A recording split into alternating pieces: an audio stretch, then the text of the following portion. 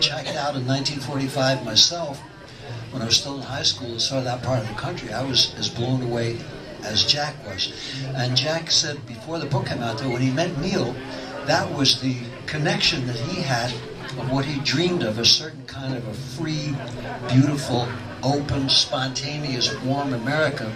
And he could equate that with what the painters were doing, what actors were doing, what jazz musicians were doing, what so many people were doing.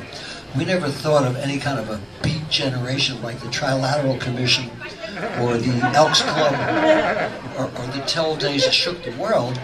It was just thousands of people who dreamt of having a more beautiful, egalitarian America after the euphoria of World War II, winning that. People came back and said, wow, we could go to college for the first time, and generations of people could have some kind of freedom. And then everything seemed to sort of get downhill and depressing in uniform.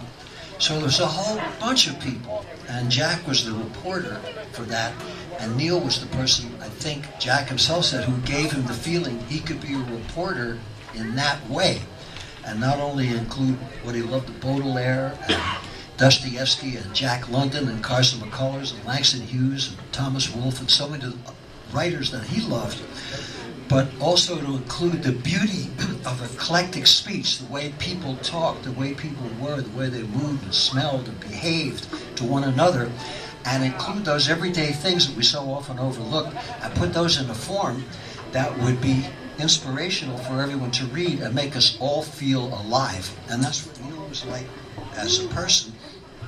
And I was going to read a little something. I wrote this last year, but